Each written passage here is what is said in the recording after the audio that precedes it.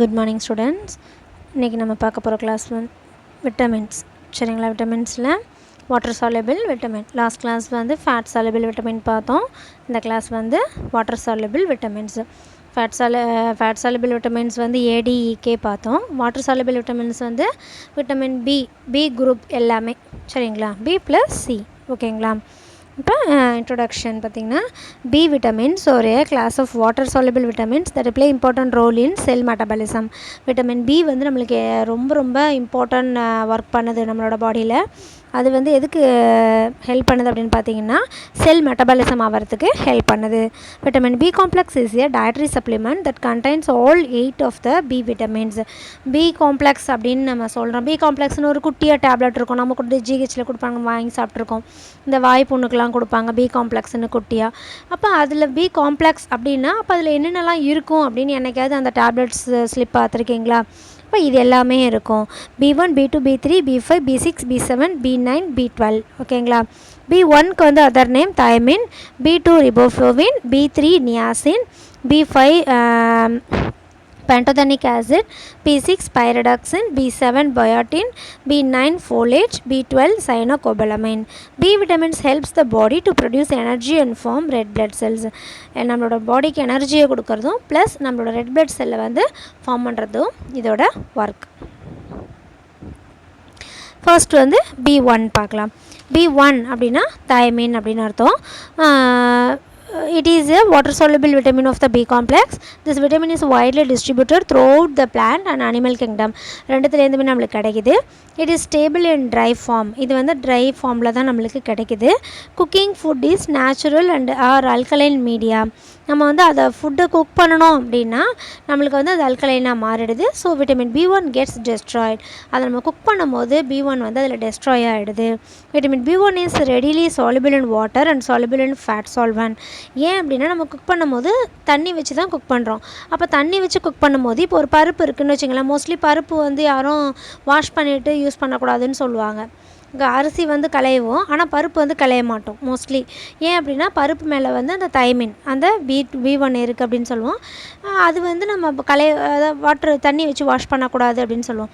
ஏன் அப்படின்னா தண்ணி வச்சு வாஷ் பண்ணி நீங்கள் அதை இருத்துட்டிங்கன்னா இது வந்து வாட்டர் சால்யுபிள்ங்கிறதுனால அந்த தண்ணியில் வந்து கரைஞ்சிரும். அப்போ நீங்கள் தண்ணி இருக்கும்போது அந்த தண்ணி கூடிய அந்த விட்டமின் வந்து போயிடும்.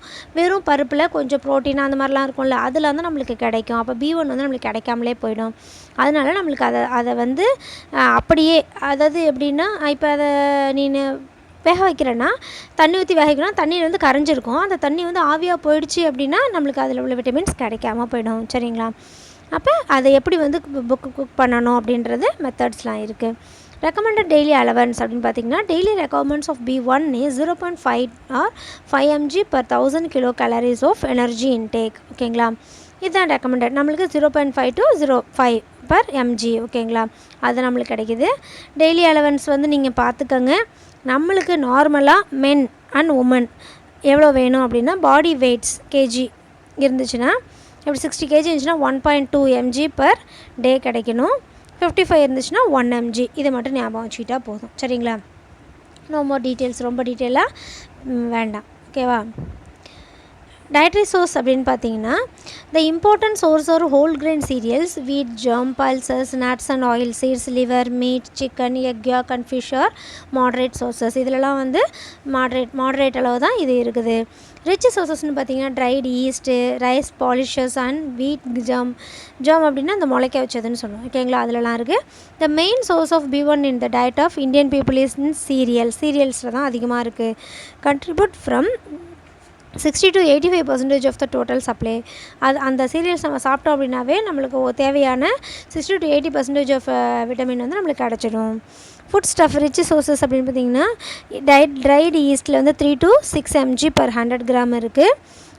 ரைஸ் பாலிஷிங்கில் வந்து 2 to 3 mg per 100 gram. வீட் ஜெர்மில் வந்து 1.5 to 2.5 mg.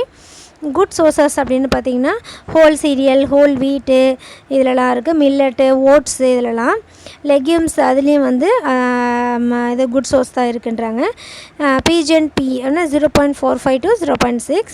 Oil seed, nuts, அப்புறம் சோயாபீன், பீனட்ஸ், அப்புறம் சீசம் சீட், கேஷ்யூ நட் இதெல்லாம் 0.65 to 1.1 mg per 100 கிராம் இருக்குது. லிவரில் வந்து 0.3 to 0.4.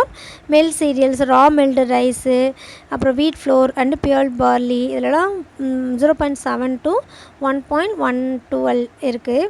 Vegetables 0.40 to 0.15 mg per 100 gram இருக்குது. மில்கில் 0.05 mg இருக்குது. மீட் அண்ட் ஃபிஷ்ஷில் 0.11 to 0.18 mg இருக்குது. ஓகேங்களா?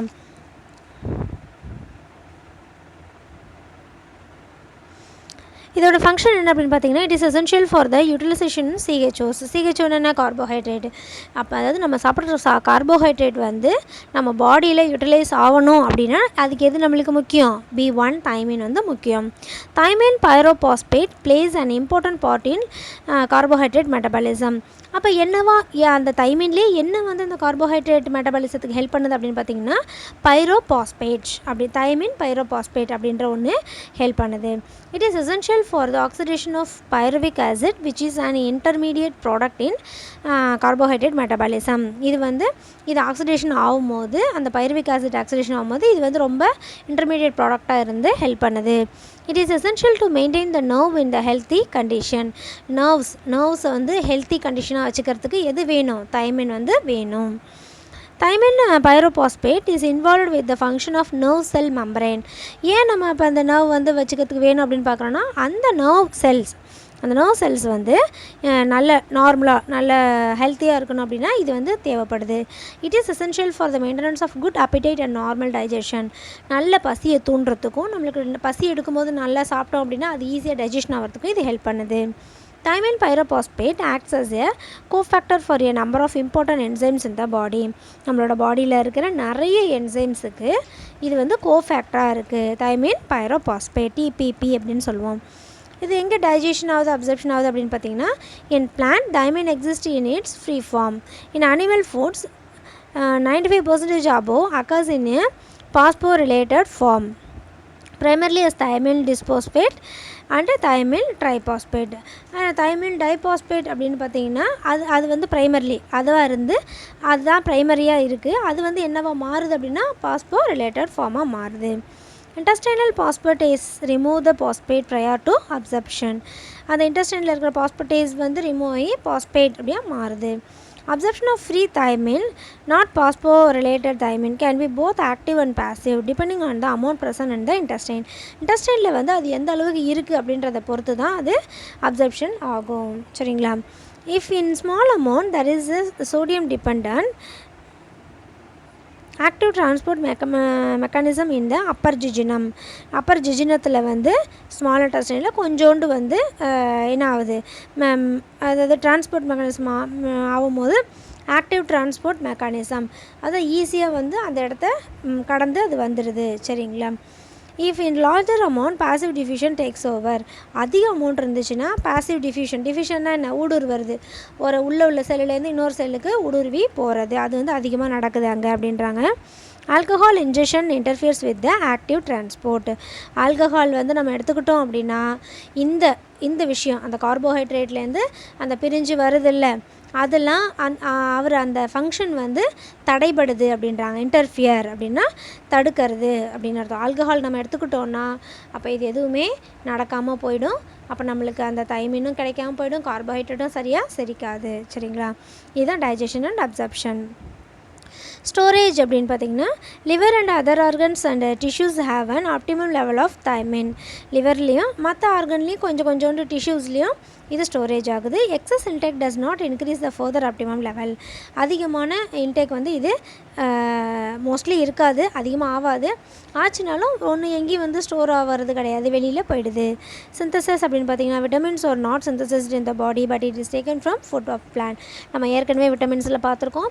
விட்டமின்ஸ் எதுவுமே நம்ம பாடியில் வந்து உருவாகாது, வெளியிலேருந்து நம்ம சாப்பிட்ற ஃபுட்டு மூலயமா மட்டும்தான் நம்மளுக்கு கிடைக்கிது. இதனால் என்ன டிஃபிஷியன்சி அப்படின்னு பார்த்தீங்கன்னா நல்லா ஞாபகம் வச்சுங்க, பெரி இது வந்து ரொம்ப இம்பார்ட்டன்ட் சரிங்களா.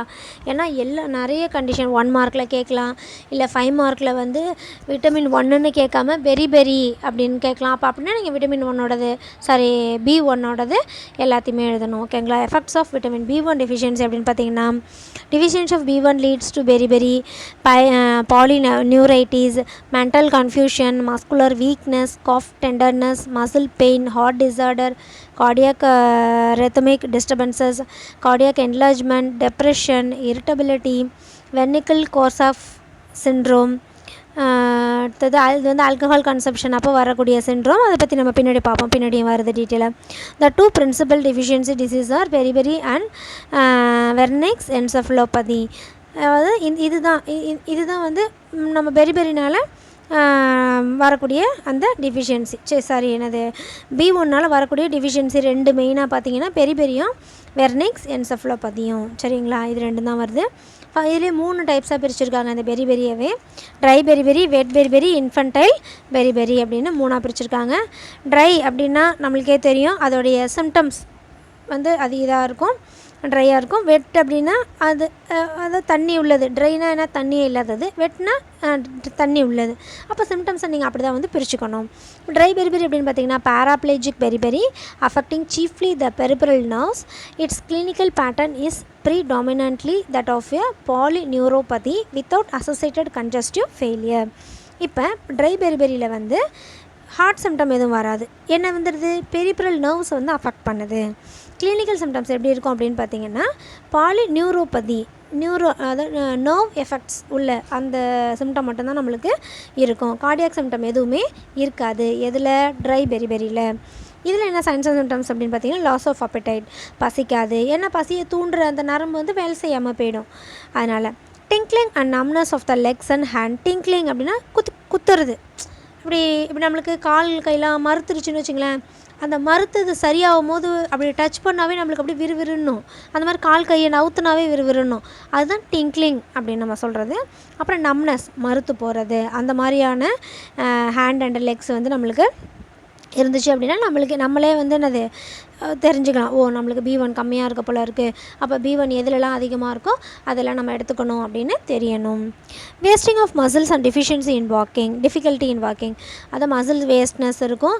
Muscle wasteness not only the dry பெரிபெரியில் எதில் மசில் வேஸ்ட்னஸ் நிறையா இருக்கும், டிபி பேஷண்ட்டுக்கும் நிறையா இருக்கும், ப்ரோட்டீன் எனர்ஜி மால்நியூட்ரிஷனுக்கும் நிறையா இருக்கும். அதனால் other symptoms to correlate to the symptoms ஓகேங்களா. அதர் கூட வந்து இதையும் கோரிலேட் பண்ணி பார்க்கணும். அப்போ அப்படி அது இருக்கும். அப்புறம் டிஃபிகல்ட் இன் வாக்கிங், அந்த மசில் வேஸ்ட் ஆனதுனால என்ன பண்ண முடியாது, நம்மளால் நடக்க முடியாது. அடுத்து வெட் பெரிபெரி, எடிமேட்டஸ் பெரிபெரி. வெட் பெரிபெரினாவே எடிமேட்டஸ், வெட்டுனாவே தண்ணி, அப்போ எடிமேட்டஸ்னாவே தண்ணி கோத்துக்கிட்டு வீக்கமாக இருக்கிறது. in which congestive heart failure occurs in addition to pyloneuropathy. அந்த ட்ரை பெரிபெரியில் வெறும் பைலோநியூரோபதி மட்டும்தான் இருக்கும்னு பார்த்தோம், ஹார்ட் ஃபெயிலியர் இருக்காது. வெட் பெரிபெரியில் வந்து பைலோநியூரோபதியும் இருக்கும், கன்ஜஸ்டிவ் கார்டியாக் ஃபெயிலியரும் இருக்கும். இதில் சைன்ஸ் சிம்டம்ஸ் பார்த்தீங்கன்னா எடிமா இன் த லெக்ஸ், அதாவது எடிமா அப்படியே கால் கையெல்லாம் வீங்கியிருக்கும். இப்படி அந்த வீங்கின இடத்துல இப்படி நம்மளோட ஃபிங்கர்ஸ் வச்சு அமர்த்தி பார்த்திங்கன்னா அப்படியே இருக்கும், குழியாகவே, திருப்பியும் வெளில வராது. Enlargement of the heart and palpitation and breathlessness. Heart வந்து என்லார்ஜ்மெண்ட்டாக இருக்கும். எக்ஸ்ரே எடுத்து பார்த்தீங்க அப்படின்னா பால்பிட்டேஷன் படபடன் வர மாதிரி இருக்கும். பிரெத்லெஸ்னஸ் மூச்சுட முடியாமல் இருக்கும். இதெல்லாம் வந்து வெட் பெரிபெரியோட சைன்ஸ் அண்ட் சிம்டம்ஸ் சரிங்களா. அடுத்து வந்து infantile beriberi. The early symptoms are restlessness. Early symptom வந்து என்ன இருக்கும் அப்படின்னு பார்த்தீங்கன்னா ரெஸ்ட்லெஸ்னஸ். அதை ஏன்னா நர்வ் சம்மந்தப்பட்டது தானே, அப்போ என்ன ஆகிடும், பிரெயின் சம்மந்தப்பட்டதுனால ஃபஸ்ட்டு ரெஸ்ட்லெஸ் ஆகிடுவோம். அடுத்து ஸ்லீப்லெஸ்னஸ், தூக்கம் வராது. லாஸ் ஆஃப் அப்பிடைட், பசிக்காது. உடனே நினைக்கக்கூடாது ஐயோ நம்மளுக்கு எல்லாமே இருக்கே அப்படின்னு. உங்களுக்குலாம் வந்து எக்ஸாம் பற்றியே நாளைக்கு டெஸ்ட்டு வச்சாவோ இல்லை நாளைக்கு இந்த கொஷினை நான் கேட்பேன்னு சொன்னாவோ இது எல்லாமே இருக்கும். அதனால் நீ வந்து ஐயோ நம்மளுக்கு இன்ஃபன்டைல் பெரிபெரி வந்துருச்சு அப்படின்லாம் நினைக்கக்கூடாது சரியா. palpitation and breathlessness இருக்கும். loss of appetite develop as the disease advance due to enlargement of the heart வந்து enlargement ஆகிடும். death may occur suddenly if treated is delayed. நம்ம இதை வந்து ட்ரீட் பண்ணுறது டிலேவாக ட்ரீட் பண்ணிட்டோம் அப்படின்னா, ஏன்னா ஹார்ட் சம்மந்தப்பட்ட விஷயம் இல்லை, கொஞ்சம் லேட் ஆகிட்டோம் அப்படின்னாலும், ஏன்னா ஹார்ட் வந்து ஃபெயிலியர் ஆகிடுச்சு அப்படின்னா ஒன்றுமே பண்ண முடியாது, டக்குன்னு நம்மளுக்கு அட்டாக் வந்துடும். அப்போ அதை நம்ம ட்ரீட் பண்ண டிலே பண்ணிட்டோம் அப்படின்னா டெத் நடக்கக்கூட சான்சஸ் இருக்குது. வெர்னிக்ஸ் என்செஃபலோபதி அப்படின்னு அப்படின்னு பார்த்தீங்கன்னா சீன் ஆஃபன் இன் ஆல்கஹாலிக். இது யாருக்கு வந்து அதிகமாக வரும் அப்படின்னு பார்த்தீங்கன்னா ஆல்கஹால் எடுத்துக்கிறவங்களுக்கு, தண்ணி அடிக்கிறாங்கல்ல அவங்களுக்கு அதிகமாக வரும். In characterized by ophthalmoplegia, polyneuritis and mental deterioration. Ophthalmoplegia அப்படின்னா கண்ணில் வந்து நம்மளுக்கு ப்ராப்ளம் வரும். பாலிநியூரைட்டிஸ் நம்ம ஏற்கனவே பார்த்தா தான் நர்வ் செல்லில் வந்து டிசீஸ் வரும். அண்ட் மென்டல் டிட்டோரியேஷன் நார்மலாக அவங்க வந்து கான்ஷியஸ் அண்ட் ஓரியன்டாக இருக்க மாட்டாங்க. It occurs occasionally in people who fast. அதாவது யாருக்கு வேணாலும் டக்குன்னு வந்து அவங்களுக்கு ஈஸியாக வந்துடலாம். சரிங்களா? இப்போ வந்து அடுத்த அந்த இதை பார்த்தீங்கன்னா உங்களுக்கே தெரியும். இதில் பாருங்கள், இப்போ நம்ம சொன்ன எல்லாமே இருக்கும். சரிங்களா? ஃபஸ்ட்டு பாரு, காஃப் மசில் வந்து பேரஸ்தீசியா பேரலைசேஷன் ஆகிடும். இங்கே அந்த ஒரு இப்படி குச்சி மாதிரி வச்சுருக்காங்களா, இதில் இதான் cough muscle, painful tenderness muscle. இப்படி பிடிச்சி அந்த காஃப் மசில்னால் அந்த முட்டிக்கு பின்னாடி கீழே இருக்குல்ல குண்டாக இருக்குமே, அது பேர் தான் நம்ம காஃப் மசில்னு சொல்லுவோம். அதை வந்து இப்படி பிடிச்சி பார்த்தீங்கன்னா டெண்டர்னஸ் பெயின்ஃபுல்லாக இருக்கும். அந்த மாதிரி மேலே இங்கே ஒரு குச்சாட்டம் காமிச்சிருக்காங்கல்ல, அது வந்து என்னது உனக்கே தெரியும், நீ ஹேமர் அப்படின்னு சொல்லுவோம். நீயில் எப்படி டச் பண்ணிங்கன்னா பெயின் வந்து ஃபுல்லாக இருக்கும். அந்த மாதிரி பேரஸ்தீசியா அப்படின்னா பேரலைஸ் ஆகிறது. நம்னஸ்னால் மறுத்து போயிடுறது. காமன் இயர்லி மேனிஃபெஸ்டேஷனா loss of reflexes in knees and feet. இந்த பாருங்கள், லாஸ் ஆஃப் ரிஃப்ளெக்ஸ் அப்படின்னா இந்த இந்த இந்த இந்த ஃபீட்லேயும் இந்த லெக்லேயும் வந்து இதே இருக்காது, ரெஃப்ளெக்ஸே இருக்காது. நம்மளுக்கு நிறைய ரிஃப்ளெக்ஸ் படிப்பீங்க நீங்கள், அந்த ரிஃப்ளெக்ஸ் அதில் இல்லாமல் போய்டும். Great weakness thighs. Wrist drop அப்படின்னா கை இப்படியே விழுந்துடும். நீ என்ன இப்படி கையை தூக்குனாலும் டப்புன்னு கை விழுந்துக்கிட்டே இருக்கும். அதான் ரிஸ்ட் ட்ராப்புன்னு சொல்லுவோம். இமாசியேஷன் நெஞ்சில் கொடுத்துருக்காங்க பாருங்கள். இமாசியேஷன்னா செஸ்ட்டில் இருக்கிற மசில்ஸ் எல்லாமே வேஸ்ட் ஆகி அப்படியே அந்த இது வந்து தெரியும். எது வாட் இஸ் தட், ரிப்ஸு. சரிங்களா?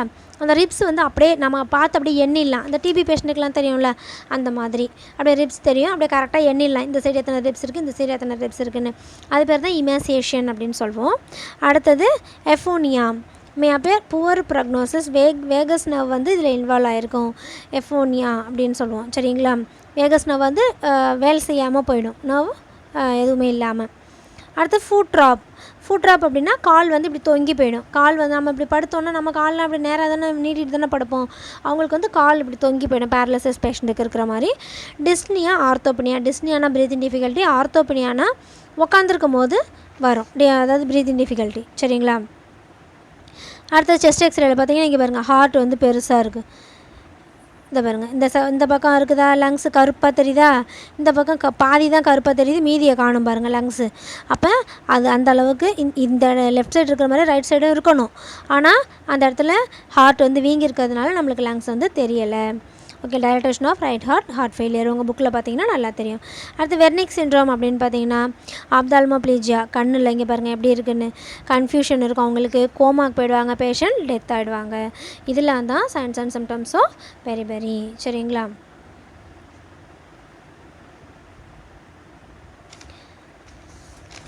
அடுத்தது ஹைப்பர் விட்டமினோசிஸ். அப்படின்னு பார்த்திங்கன்னா அதிகமாச்சுன்னா என்ன, மோஸ்ட்லி அதிகமாகாது. Excessive thiamine lead to rapid pulse rate. இதுவும் என்ன பண்ணும், அதிகமாச்சுனாலும் பல்ஸ் ரேட் அதிகமாகும், ஹெட்டேக் வரும், வீக்னஸ் இருக்கும். அப்புறம் kidney clear excess thiamine. Kidney வந்து என்ன பண்ணிடும், எக்ஸஸாக இருக்கிற தைமினை வெளில தள்ளிடும். Therefore there is no evidence of toxicity from oral intake and no year. சரிங்களா? அப்போ எக்ஸிஸ்ட் ஆகாது. சரிங்களா? அடுத்து ப்ரிவென்ஷன் அப்படின்னு பார்த்தீங்கன்னா beriberi can be eliminated by educating people to eat well balanced mixed diet containing B1 rich food. அதாவது பெரிபெரியை வந்து நம்ம எலிமினேட் வராமல் தடுக்கணும் அப்படின்னா என்ன பண்ணணும், நம்ம அதிகமாக தைமின் உள்ள பொருட்களை நம்ம சாப்பிடணும். Boiled and under milled rice and to stop all alcohol consumption. Alcohol எடுத்துகிட்டு இருக்கிறத ஸ்டாப் பண்ணணும். ஆட்டோமேட்டிக்காக நம்மளுக்கு வெயிட் போட்டுரும், அது எல்லாமே வந்துடும். சரிங்களா? Direct supplementation of high risk group. Direct சப்ளிமெண்டேஷன்னா மாத்திரையாக கொடுக்கறது, சிறப்பாக கொடுக்கறது, அந்த மாதிரி. Beriberi tends to disappear as economic conditions improve and diet become more varied. அதாவது எக்கனாமிக் கண்டிஷன் இம்ப்ரூவ் ஆகி நம்ம டயட் நல்லா எடுக்க ஆரம்பிச்சிட்டோம் அப்படின்னாவே அதே நான் இது டிஸப்பியர் ஆகிடும். ட்ரீட்மெண்ட் அப்படின்னு பார்த்தீங்கன்னா supplemental thiamine with dose based on clinical manifestation. எந்த அளவுக்கு கிளினிக்கல் மேனிஃபெஸ்டேஷன் இருக்கோ அதை வச்சு நம்ம டோஸ் கால்குலேட் பண்ணிக்கணும் அப்படின்றாங்க. For beriberi disease patient prescribe B complex concentrate or tablet எடுத்துக்கணுன்றாங்க. Also high protein and calorie diet is advised. ஏன்னா எமசேஷன் இருக்குல்ல, வெயிட் லாஸ் இருக்குல்ல, அதனால் ப்ரோட்டீன் டயட்டும் அதிகமாக எடுத்துக்கணுன்றாங்க. thiamine deficiency should receive IV thiamine 100 mg before receiving IV glucose solution. எந்த IV glucose solution செய்யறதுக்கு முன்னாடியும் IV thiamine எடுத்துக்கணும் அப்படின்றாங்க 100 mg. For mild pyloneuropathy, thiamine 10 to 20 mg once per day is given for 2 weeks. 10 to 20 mg ஒரே ஒரு time மட்டும் ஒரு நாளைக்கு 2 வீக்ஸ் கொடுக்கணுன்றாங்க. ஃபார் மாடரேட் அப்படின்னா 20 to 30 mg கொடுக்கணுன்றாங்க. இது என்னது செவரல் வீக்ஸ், சரிங்களா? Continue for several weeks after symptoms disappear ஆகிற வரைக்கும் கொடுத்துக்கிட்டே இருக்கணும் அப்படின்றாங்க 20 to 30 mg. ஓகேங்களா? இதான் வந்து B1 thiamine அப்படின்றது. அடுத்தது வந்து B2 riboflavin. இன்ட்ரடக்ஷன் வந்து பார்த்திங்கன்னா it is also called riboflavin or lactoflavin. அதுக்கு அதர் நேம் என்ன? riboflavin or lactoflavin. It is yellow crystalline substance. இது எப்படி இருக்கும்? என்ன கலரில்? எல்லோ கலரில் இருக்கும். கிறிஸ்டல் குட்டி குட்டியாக நம்ம உப்பு இருக்குல்ல அந்த மாதிரி இருக்குன்றாங்க. Vitamin B2 is a member of a B group. இதுவும் வந்து பி குரூப் விட்டமின் தான். It is yellow colour pigment widely distributed in plant food and in small amount in animal food. இது வந்து எல்லோ கலராக இருக்கிற பிளான்ட் எல்லாத்துலேயுமே இருக்குது, கொஞ்சம் அமௌண்ட் வந்து அனிமல் ஃபுட்டில் இருக்குது. It was named as riboflavin because of the similarity of part of its structure to that of ribose sugar. இதோட ஸ்ட்ரக்சரில் வந்து ரிபோஸ் சுகர் இருக்கிறதுனால நம்ம இதை வந்து இந்த நேம் சொல்கிறோம். This vitamin is stable in heat and to oxidising agent and acid. இது வந்து நம்ம ஹீட் பண்ணாலும் இது ஸ்டேபிளாக தான் இருக்கும் அப்படின்றாங்க. ஏன்னா தைமின் ஒன்று வந்து ஹீட் பண்ணால் என்ன ஆகிடும்? வாட்டரில் கரைஞ்சிடும். வாட்டரில் அது வந்து எவாப்ரேட் ஆகும்போது அதில் போயிடும் அப்படின்றாங்க. ஆனால் இதை வந்து ஹீட் பண்ணும்போது அப்படியே தான் இருக்கும் அப்படின்றாங்க. ரெக்கமெண்டட் டெய்லி அலவன்ஸ்னு பார்த்தீங்கன்னா 0.6 mg per 1000 kcal of energy intake. ஒரு எனர்ஜி இன்டேக் வந்து என்ன நம்ம 1000 இது எடுத்துக்கிட்டோம் அப்படின்னா அதில் 0.6 mg வந்து இருக்கணும் அப்படின்றாங்க. சரிங்களா? அடுத்து வந்து இது RDA வேல்யூ, அது பார்த்துக்கலாம் நம்ம அடுத்தது. டயட்ரி சோர்சஸ் அப்படின்னு பார்த்தீங்கன்னா the riboflavin content of food are whole grain, eggs, milk and milk products, liver, fish, egg, cereal and green leafy vegetables இதிலலாம் வந்து அதிகமாக இருக்குது. ஓகேங்களா?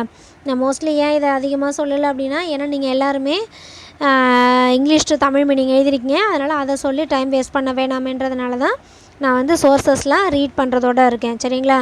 ஏன்னா நீங்கள் எல்லாருமே English to Tamil meaning sources எழுதியிருக்கீங்க. சரியா? ஓகே. நெக்ஸ்ட் பார்த்தீங்கன்னா ஃபுட் ரிச் எதில் வந்து அதிகமாக இருக்குதுன்னு பார்த்தீங்கன்னா liver, dried yeast, egg powder, skim milk powder, அதாவது ரொம்ப நேரம் அந்த காய வச்சு பால் ஆடை எடுத்து அந்த பால் பவுடர் எடுக்கிறாங்களா அதில் அதிகமாக இருக்கும். ஹோல் மில்க் பவுடர் அதுலேயும் அதிகமாக இருக்கும். ஆடை எடுத்த பால்லையும் ஆடை எடுக்காத பால்லையும் அதிகமாக இருக்குது அப்படின்றாங்க. குட் சோர்சஸ்ன்னு பார்த்திங்கன்னா milk, egg, meat, fish, whole cereals, legumes and dals, oil seed and nuts, green leaf vegetables. Fair sources கொஞ்சமாக தான் இருக்குது அப்படின்னு பார்த்திங்கன்னா milled cereals and cereal products இது எல்லாத்துலேயுமே கொஞ்சம் தான் இருக்குது. Root, tubers and vegetables, fruits இதெல்லாம் கொஞ்சம் தான் இருக்குது. ஓகேங்களா? அடுத்து ஃபங்க்ஷன் அப்படின்னு பார்த்தீங்கன்னா it has a fundamental role in cellular oxidation.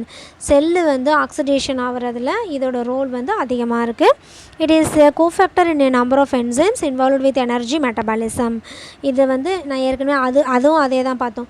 Energy metabolism நடக்கிறதுக்கு இது வந்து கோஃபேக்டராக வந்து ஃபங்க்ஷன் பண்ணுது அப்படின்னு பார்த்தோம். தைமினும் இதுவும் அதே தான். B2 plays an important role in many enzyme systems involved in the metabolism of carbohydrate and fat. அது வந்து கார்போஹைட்ரேட் மட்டும் பார்த்தோம். இது கார்போஹைட்ரேட் அண்ட் ஃபேட் மெட்டபாலிசத்துக்கு ஹெல்ப் பண்ணுது. It is the constituent of two enzymes, flavin mononucleotide and flavin adenine dinucleotide. These enzymes are needed to complete the reaction during ATP function. Adenotriphosphate, ATP na adenotriphosphate அந்த formation ஆகிறதுக்கு இது ரெண்டும் ரொம்ப ஹெல்ப்ஃபுல்லாக இருக்குது. சரிங்களா? எது? ஃப்ளாவின் மோனோநியூக்ளியோடைட் அண்ட் ஃப்ளாவின் அடினைன் டைநியூக்ளியோடைட் இது ரெண்டும். It acts as a coenzyme in proteins and energy metabolism, promote healthy skin and eye. இது வந்து அந்த மெட்டபாலிசத்தில் ஹெல்ப் பண்ணுறது மட்டும் இல்லாமல் நம்மளோட ஐயவும் நம்மளோட ஸ்கின்னவும் ஹெல்த்தியாக வச்சுக்கிறதுக்கும் யூஸ்ஃபுல்லாக இருக்குது. It helps the metabolism of nutrient essential for growth and involving in oxidation and reduction of fat, carbohydrate and protein. இது மூணுத்துக்குமே மெட்டபாலிசம் ஆகிறதுக்காக இருந்தாலும் சரி, இது மூணும் மெட்டபாலிசம் ஆகி க்ரோத் எல்லாம் வர்றதுக்காக இருந்தாலும் சரி, இது ரொம்ப ஹெல்ப் பண்ணுது. இதுதான் இதோட ஃபங்க்ஷன். எது B2. சரிங்களா. டைஜஷன் அண்ட் அப்சர்ப்ஷன் பார்த்தீங்கன்னா the form of riboflavin in food varies.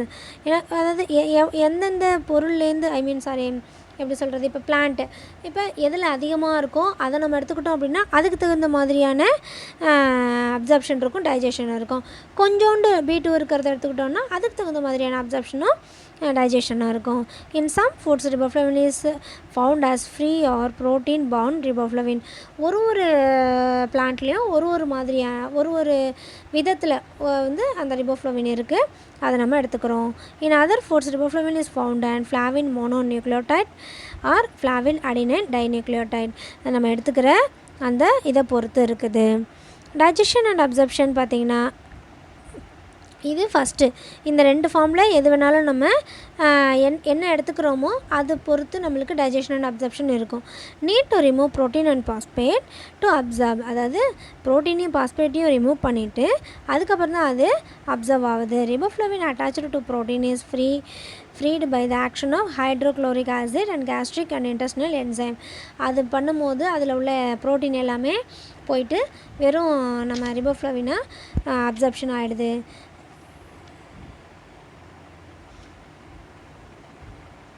Riboflavin in food as FMN and FAD must be freed prior to absorption. FMN na flavin mononucleotide, FAD na flavin adenine dinucleotide. அப்படி இருந்துச்சுன்னா அது ஃப்ரீயாக அது போனதுக்கப்புறம் தான் அது absorption ஆகும். Within the intestinal human enzymes such as FAD pyrophosphatase and FMN phosphatase play an important role. இதோட ரோல் தான் அதிகமாக இருக்குது. Animal source of riboflavin are thought to be better absorbed then plant source. Animal source வந்து plant சோர்ஸை விட அதிகமாக வந்து absorb ஆகுது. Better absorbed with meals then fasting. Meals நம்ம எடுத்துக்கும் போது 70% அப்சர்வ் ஆகுது, ஃபாஸ்டிங்கில் இருக்கும் போது 15% அப்சர்வ் ஆகுது. Divalent metals May gallate riboflavin and inhibit absorption. இந்த மெட்டல்ஸ்லாம் நம்ம எடுத்துக்கும் போது இந்த B2ஓட அப்சர்ப்ஷன் வந்து கொஞ்சம் கம்மியாகுது. இது காப்பர், ஜிங்க், அயன், மேங்கனீஸ் இதெல்லாம் எடுத்துக்கிட்டோம் அப்படின்னா இதோட அப்சர்ப்ஷன் கம்மியாகுது. Free riboflavin is absorbed by active transport mainly in the duodenum. டியோடினமில் தான் அதிகமாக போய் அப்சர்வ் ஆகுது.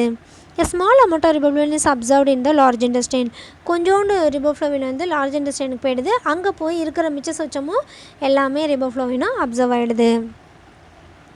அடுத்து storage. Riboflavin is rapidly absorbed from the intestine and passed on through the portal to the optimum level of B2. Excess intake does not increase the further optimum level. Storage வந்து அப்படியே பிளட்டில் கலந்து நம்மளுக்கு வந்து energy ஆகிடுது, எங்கேயுமே வந்து store பண்ணி வைக்கிறதே கிடையாது. ஏன்னா எக்ஸசிவாக நம்ம எடுத்துக்கிறதும் கிடையாது அப்படின்றாங்க. மால் நியூட்ரிஷன் என்ன வந்து இதனால் டிஃபிஷியன்சி வரும் அப்படின்னு பார்த்தீங்கன்னா B2 deficiency almost always occur in association with deficiency of other B complex vitamin such as pyridoxine. இந்த B2 வந்து அது மட்டும் டிஃபிஷியன்சியை காஸ் பண்ணாது, வேறு ஏதாவது B காம்ப்ளெக்ஸில் அதாவது அதோட சொந்தக்காரங்க B6, B3, B9 அப்படிலாம் இருக்குல்ல, அதெல்லாம் ஏதாவது கம்மியாச்சுன்னா இதுவும் கம்மியாச்சுன்னா அப்போ தான் வந்து இதோட டிசீஸை காட்டுது. சரிங்களா. என்னென்னு பார்த்தீங்கன்னா ஆங்குலார் ஸ்டொமடைட்டிஸ், கைலோசிஸ், கிளாசைட்டிஸ், நாசோலேபியல் செபோரியா இதெல்லாம் வந்து இந்த B2 டிஃபிஷியன்சி கம்மியாக இருக்கிறதுனால வரக்கூடிய டிசீசஸ். ஆங்குலார் ஸ்டொமடைட்டிஸ் அப்படின்னு பார்த்தீங்கன்னா it describes erythema and maceration of the skin adjacent to the angle of the mouth. இந்த வாயில் இந்த லிப்ஸ் ரெண்டும் சேருதில்ல, இந்த ஓரமும் அப்போ வந்து அந்த இடத்துல ஒரு புண்ணு வரும் தெரியுமா, அதுதான் வந்து ஆங்கிள் அப்படின்னு பார்த்தீங்கன்னா இப்படி நம்ம ஆங்கிள் போடுவோம்ல 90 டிகிரி 45 டிகிரின்னு இன்ஜெக்ஷனுக்கு படித்து அந்த மாதிரி வாயை திறந்து பார்த்திங்கன்னா அந்த ஆங்கிள் வருதில்ல, அந்த ஆங்கிள் கிட்ட இப்படி வெடிப்பிடிப்பாக வந்து புண்ணு வர்றது, அது பேர் தான் ஆங்குலார் ஸ்டொமடைட்டிஸ் அப்படின்னு சொல்லுவோம். It is often seen in the elderly where it is predisposed to by sagging facial muscle and ill-fitting dentures which produce a fold in the angle of the mouth. எதனால் கூட அது வரலாம். மற்ற ஏதாவது நம்ம வந்து பல் செட்டு போடுறவங்கலாம் வயசானவங்க போடும்போது அது கிழிச்சு அந்த மாதிரிலாம் கூட வரலாம் அப்படின்றாங்க. சரிங்களா? அது பேர் தான். ஆனால் ஆங்குலர் ஸ்டொமடைட்டிஸ் அப்படின்னா இதை மட்டும் ஞாபகம் வச்சுக்கோ. வாயை திறக்கும்போது இந்த இந்த இந்த எட்ஜு இந்த ஓரமும் இருக்குல்ல, அதில் வரக்கூடிய அந்த ஊண்டுக்கு பேர் தான் ஆங்குலர் ஸ்டொமடைட்டிஸ் அப்படின்னு சொல்லுவோம். சரிங்களா? அடுத்து கைலோசிஸ், a disorder of the lips marked by scaling or fissures at the corners of the mouth. கைலோசிஸ் அப்படின்னா அதே மாதிரி தான். இந்த லிப்ஸில் வந்து ட்ரை ஆகி தோல் உரியும்ல அது, அப்புறம் வெடிப்பு ஏற்படுதில்ல அது, அப்புறம் இந்த லிப்ஸுக்கு இந்த எட்ஜிலையும் வரது தான் கைலோசிஸ் அப்படின்னு சொல்லுவோம். கிளாசைட்டிஸ் அப்படின்னா inflammation of the tongue. It is a problem in which the tongue is swollen and changes color, often making the surface of the tongue appear smooth. Tongue வந்து எப்போதுமே நம்மளுக்கு ஸ்மூத்தாக பிங்க் கலரில் இருக்கும். அதில் ஏதாவது இன்ஃபெக்ஷன் வந்து ட்ரைனஸ் ஆகி தோல் உறிஞ்சி ரெட்னஸ் ஆகி புண்ணு வருதில்ல, அதெல்லாம் இந்த B2 கம்மியாக இருக்கிறதுனால வரலாம். Geographic tongue is types of glossitis. Nasolabial seborrhea, a redness and scaling in the nasolabial create typical of vitamin B deficiency. நம்மளோட நோஸில் வந்து ரெட்னஸாக இருக்கிறது, அப்புறம் தோல் உரியறது, அப்புறம் தோல் பேத்துக்கிட்டு வர்றது, இது எல்லாமே வந்து இந்த B2 கம்மியாக இருக்கிறதுனால வரலாம். அடுத்து ஹைப்பர்விட்டமினோசிஸ். ஹைப்பர்விட்டமினோசிஸ் அப்படின்னு பார்த்தீங்கன்னா the effect of excessive B2 include ulcer, elevated blood glucose level, increased uric acid level in the blood, இது எல்லாமே அதிகமாகலாம். The other symptoms are eye symptoms, redness and burning sensation of eye, frontal headache, dry skin, இதெல்லாம் இந்த B2 அதிகமானால் வரலாம். Scaly skin around mouth, eye irritation, photophobia, fear of light இருக்குல்ல, இதெல்லாம் வந்து எக்ஸசிவாக இந்த B2 இருந்துச்சுன்னா வரக்கூடிய symptoms.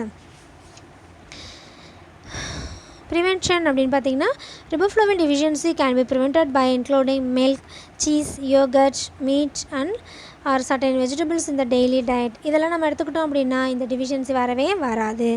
Of the vegetables broccoli, asparagus and spinach are highest in riboflavin. இதெல்லாம் அதிகமான அளவு இருக்குது. These vegetables have a riboflavin content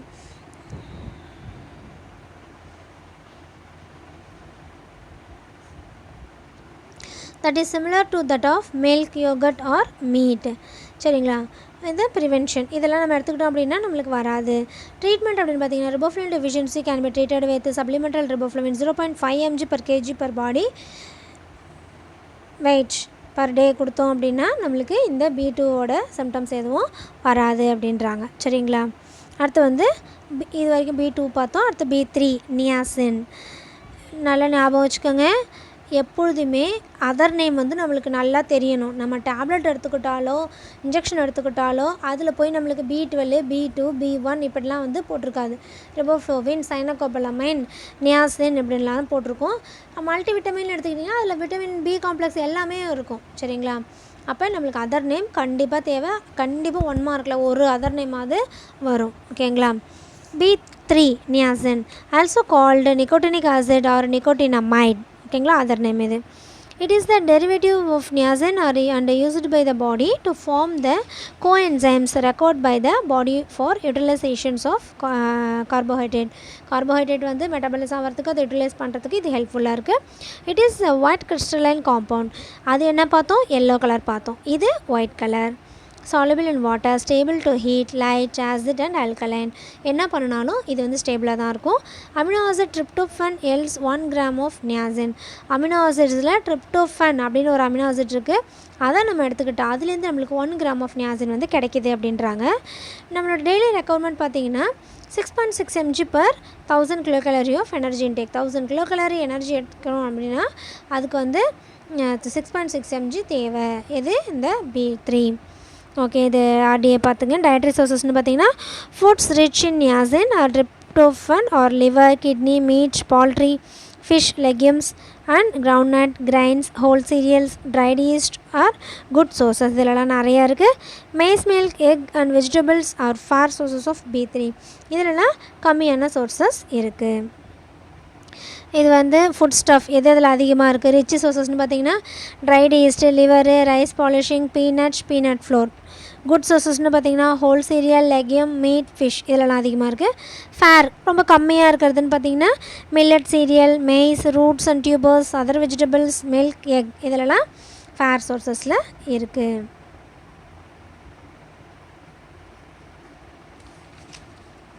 இதோட ஃபங்க்ஷன் பார்த்திங்கன்னா like B1 and B2 niacin also takes part in the metabolism of carbohydrate, protein and fat through enzymatic action. இதுவும் வந்து என்ன பண்ணுது, கார்போஹைட்ரேட் ப்ரோட்டீன் ஃபேட் மெட்டபாலிசத்துக்கு ஹெல்ப் பண்ணுது. It takes part in tissue oxidation, இதுவும் tissue ஆக்சிடேஷனுக்கு help பண்ணுது. It is essential for the normal functioning of the skin, gastrointestinal tract and nervous system. Skin நல்லா இருக்கிறதுக்கும் கேஸ்ட்ரோஇன்டெஸ்டினல் ட்ராக்ட் நல்லா இருக்கிறதுக்கும் நர்வஸ் சிஸ்டம் நல்லா இருக்கிறதுக்கும் இது ஹெல்ப்ஃபுல்லாக இருக்குது. It is necessary to normal cell respiration and maintain health of epithelial and nervous tissue. இது வந்து நம்மளோட நார்மல் ரெஸ்பிரேஷனுக்கும் அப்புறம் எபிதீலியல் அண்டு நர்வ் டிஷ்யூ அதோட ஹெல்த்தை மெயின்டைன் பண்ணுறதுக்கும் ஹெல்ப்ஃபுல்லாக இருக்குது. Niacin acts as enzymes in energy production and promotes healthy skin. நல்ல ஸ்கின் நம்மளுக்கு வந்து ஹெல்த்தியாக இருக்கிறதுக்கு எல்லா இந்த விட்டமின்ஸ் நம்ம எடுத்துக்கிட்டாவே நம்மளோட ஸ்கின் அண்ட் ஐஸ் எல்லாமே வந்து ஹெல்த்தியாக இருக்கும். It helps in protein neutralization, glycolysis, fat synthesis and tissue repair.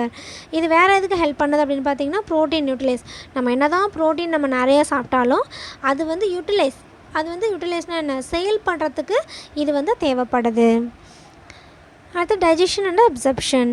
nicotinamide adenine dinucleotide and nicotinamide adenine dinucleotide phosphate may be freed into nicotinamide within the intestinal tract by glycohydrolase.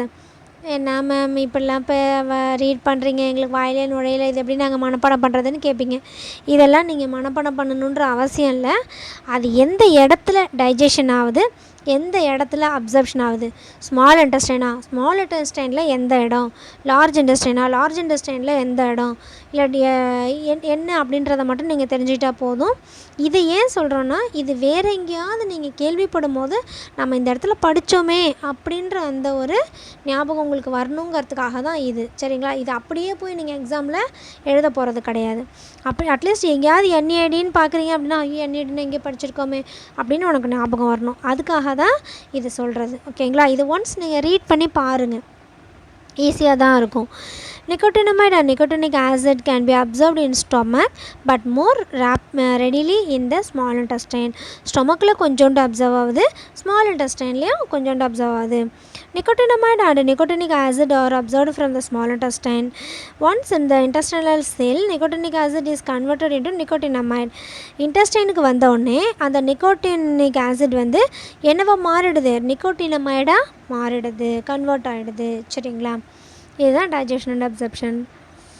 Storage அப்படின்னு பார்த்தீங்கன்னா, nicotinic acid is absorbed by the intestine and passed through the portal to the general circulation. And optimal level of niacin excess intake does not increase further optimum level. இது வந்து அதிகமாக ஆகாது, அதிகமானாலும் excess வெளில தள்ளிடும். சரிங்களா? malnutrition பார்த்தீங்கன்னா, effects of vitamin B3 deficiency, niacin deficiency result in pellagra. Underline பண்ணிக்கோங்க, pellagra. Vitamin B3 ஓட deficiency என்ன, பெலாக்ரா. மாற்றி எழுதிடாதீங்க, பெரி பெலாக்ரா எல்லாமே வந்து பிலே ஆரம்பிக்குது, பி, அதனால் மாற்றி எழுதிடாதீங்க. ஏதாவது ஒரு க்ளூ வச்சுக்கோங்க, க்ளூ வச்சு ஞாபகம் வச்சுக்கோங்க. சரியா? The disease is characterized by 3 Ds. Pellagra அப்படின்னா 3 Ds, 3 D சேர்ந்த சிம்டம் தான் பெலாக்ரான்னு சொல்லுவோம். Diarrhoea, dermatitis, dementia. இது 3 சேர்ந்து இருந்துச்சு அப்படின்னா அது பேர் தான் பெலாக்ரான்னு சொல்லுவோம். டயரியானா என்னென்னு உங்களுக்கே தெரியும், condition in which feces are discharge from the bowels frequently and in liquid form. Feces வந்து லிக்யூட் ஃபார்மில் வந்தாவே அது பேர் டயரியா தான். Dermatitis அப்படின்னா inflammation of the skin. The skin becomes red, swollen and sore, sometimes with small blisters resulting from direct irrigation of the skin by an external agent or an allergic reaction to it. சொரிஞ்சு அந்த இடம் ரெட்டாக வருது, அப்புறம் வந்து swollen வீங்கிறது, சோர் புண்ணு வர்றது, இது எல்லாமே. சம்டைம்ஸ் பிளிஸ்டர்ஸ், குட்டி குட்டி கொப்பளங்கள், பிளிஸ்டர்ஸ்னால் கொப்பளங்கள் வர்றது, இது எல்லாமே வந்து டெர்மடைட்டிஸில் வந்துடும். டிமென்ஷியா அப்படின்னா மறந்து போகிறது, மெமரி லாஸ் ஆஃப் மெமரி அப்படின்னு சொல்லுவோம். டிமென்ஷியா அப்படின்னா சைக்காலஜியில் படிப்பீங்க. A chronic or persistent disorder of the mental process caused by brain disease or injury or marked by memory disorder, personality changes and impaired reasoning. Personality சேஞ்சஸ்னால் நம்ம மறந்துகிட்டே இருக்கோம், நம்மளுக்கு மறதி அதிகமாக இருக்குது அப்படின்னா நம்ம எப்பொழுதும் போல் பர்சனாலிட்டியாக இருக்க முடியுமா? ஒரு படத்தில் இது என்னமோ ஒரு படம், ஒரு படத்தில் ஒரு ரஜினி பிரபுவும் இருப்பாங்கள்ல, அந்த படத்தில் பார்த்தா ரஜினி வந்து ப்ரொஃபஸராக இருப்பான். ஆனால் அவனுக்கு ஞாபக மறதி அதிகமாக இருக்கும். பார்த்தா ஒரு நாள் வேஷ்டி கட்டாமலே வந்துடுவான். அப்போ என்னென்னா நம்மளோட பர்சனாலிட்டி சேஞ்சஸ் ஆகுது. எப்போ நம்மளோட லாஸ் ஆஃப் மெமரி இருக்கும் போது அந்த அந்த மாதிரி சரிங்களா இருக்கலாம். Pellagra is historically a disease of the maize eaters. வெறும் வந்து மெய்ஸ் சோளம் மட்டும் எடுத்துக்கிறாங்க அப்படின்னா அவங்களுக்கு வந்து இந்த பெலாக்ரா வரத்துக்கு சான்சஸ் இருக்குது அப்படின்றாங்க. Amino acid imbalance caused by an excess of leucine in the cause of pellagra in both jowar and maize eaters. Excess leucine அந்த மெய்ஸ்னா சோளம் அதிகமாக சாப்பிடும் போது அதில் வந்து லியூசின் அப்படின்ற ஒரு இது அதிகமாக இருக்குது. அதுதான் வந்து பெலாக்ராவை காஸ் பண்ணுது அப்படின்றாங்க சரிங்களா. இங்கே பிக்சர் கொடுத்துருக்காங்க பாருங்கள். டெர்மடைட்டிஸ் ஃபேஸ் அண்ட் நெக்லலாம் வந்து இருக்குது பாருங்கள். பேக் சைட்லேயும் இருக்குது. அடுத்த பிக்சர்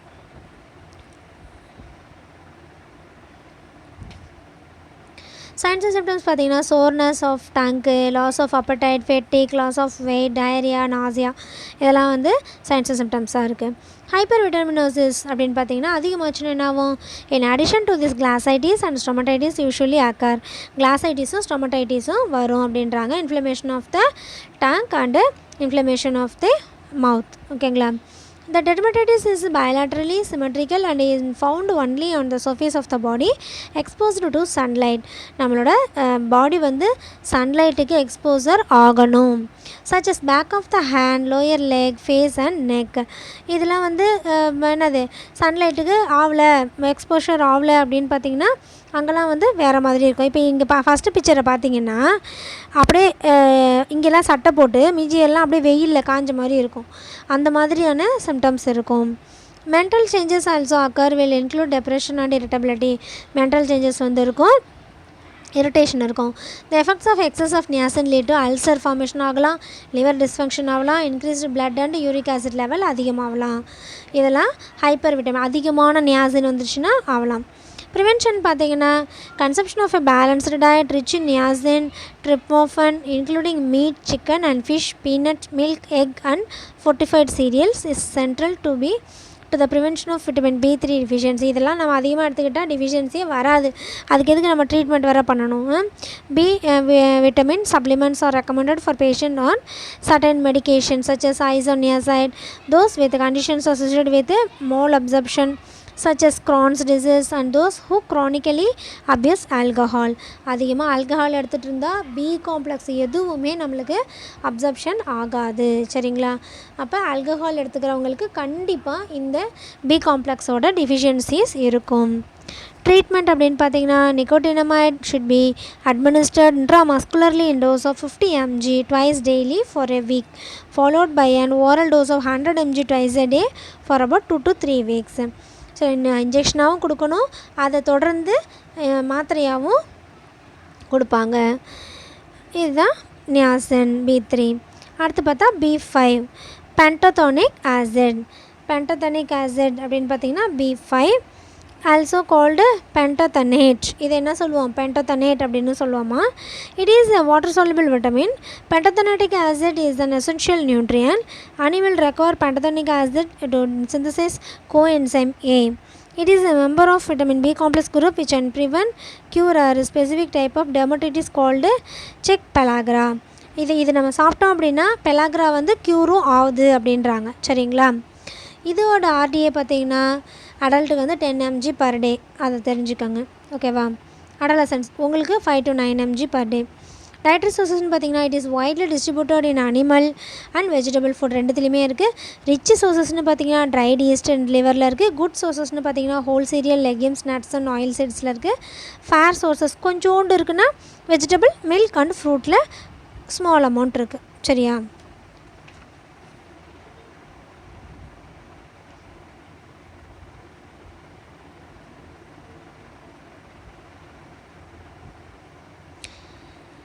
அடுத்து ஃபங்க்ஷன் அப்படின்னு பார்த்தீங்கன்னா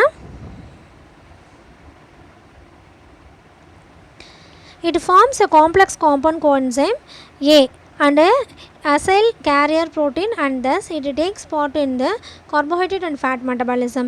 இதுவும் வந்து என்னது, அப்போ நீங்கள் விட்டமின் பின்னு கேட்டாவே அதோட ஃபங்க்ஷனில் ஃபஸ்ட்டு எந்த விட்டமின் பி காம்ப்ளெக்ஸில் எது கேட்டாலும் என்ன எழுதுறீங்க, இது கார்போஹைட்ரேட் அண்ட் ஃபேட் மெட்டபாலிசத்துக்கு யூஸ்ஃபுல்லாக இருக்குது அப்படின்றத எழுதுங்க. It is essential for the oxidation of pyruvic acid oxidation ஆகிறதுக்கும் இது ஹெல்ப் பண்ணுது. It is necessary for the formation of acetyl chloride which is precursor of the heme which is needed for the synthesis of HB கம்மியாகுதுன்னு சொல்கிறோம்ல. ஏன் கம்மியாகுது, இந்த vitamin B5 கம்மியானாலும் அந்த HB கம்மியாகலாம் அப்படின்றாங்க. சரிங்களா, இது வந்து ப்ரீகர்சர் ஆஃப் த ஹீம் எதனாலலாம் குறையுமோ அந்த விஷயம்லாம் செஞ்சால் இதுவும் குறையும் அப்படின்றாங்க. சரிங்களா, it helps in metabolism of nutrient, synthesis of cholesterol and steroid hormones, actively of adrenal cortex. அப்போ ரொம்ப இம்பார்ட்டன்ட், கொலஸ்ட்ரால் வந்து சிந்தசிஸ் ஆகிறதுக்கும் இது ஹெல்ப் பண்ணுது, ஸ்டீராய்டு ஹார்மோன்ஸ் சிந்தசிஸ் ஆகிறதுக்கு, அப்புறம் அட்ரினல் கார்டெக்ஸ் வந்து ஆக்டிவ் ஆகிறதுக்கும் இது ஹெல்ப் பண்ணுது. டைஜஷன் இது ஃபங்க்ஷன்ஸ் முடிஞ்சிருச்சு. அடுத்து டைஜஷன் அண்ட் அப்சர்ப்ஷன் பார்த்திங்கன்னா, coenzyme A is broken down in small intestine broken down ஆகுது to pentethane and then to pentothenic acid. pentethane இருக்கிறது pentothenic acid மாறுது. free pentothenic acid absorbed by an active sodium dependent process. மிச்சம் உள்ள pentothenic acid வந்து absorption ஆகி என்ன பண்ணுது, sodium dependent ப்ராசஸை பண்ணுது. about 40 to 60% of consumed pentothenic acid is absorbed. pentothenic acid 40 to 60% observe ஆகிடுது. மீதி உள்ளது தான் வந்து என்னவா மாறுது, இந்த சோடியம் டிபெண்டனா அந்த ப்ராசஸாக மாறுது. பென்டத்தனால், சரிங்களா, பேன்தனால் அப்படின்னு சொல்லுவோம். Alcohol form of B5 is absorbed and converted to pantothenate. சரிங்களா, பேன்தனால் அப்போ அது வந்து என்னவா மாறுது, பென்டத்தனேட்டாக மாறுது. Within cells, pantothenic acid is metabolized to coenzyme. Coenzyme is used for a synthesis of ACL, acyl carrier protein, of the fatty acid synthesis enzyme, which catalyze fatty acid synthesis. Fatty acid வந்து synthesis ஆகிறதுக்கு இது help பண்ணுது அப்படின்னு மட்டும் தெரிஞ்சுக்கிட்டா போதும். Storage பார்த்திங்கன்னா, it is not stored in the body but it is excreted in urine or metabolized by the tissue. Pantothenic acid in the urine being 49 to 74% of a dose of pentathenol and 23 to 58% of an equivalent dose of pantothenic acid. Storage ஆகிடுது. இது வந்து பாடியில் storage ஆகாது. எக்ஸசிவாக இருக்கிறது என்ன ஆகிடுது, யூரினில் வந்து பென்டத்தனாலாகவும் பென்டத்தனிக் ஆசிடாகவும் என்னது வெளியில் போயிடுது. malnutrition deficiencyன்னு பார்த்தீங்கன்னா, visible signs of deficiency include nausea, vomiting, irritability, இதுதான் இருக்கும். ரொம்ப பெரிய டிசீஸ் பேர் அதெல்லாம் கிடையாது. இதில் ஹைப்பர் விட்டமினோசிஸ்னு பார்த்தீங்கன்னா, இது அதிகமாச்சுன்னா நான் தான் சொன்னல, பாடியில் ஸ்டோர் ஆகாது, வெளியில் போயிடும், எக்ஸ்க்ரீட் ஆகிடும். ஓகேங்களா, இதுதான் விட்டமின் B5. அடுத்தது வந்து B6 பைரடாக்சின் அப்படின்னு சொல்லுவோம். This vitamin is a water soluble vitamin and is a part of a vitamin B complex group.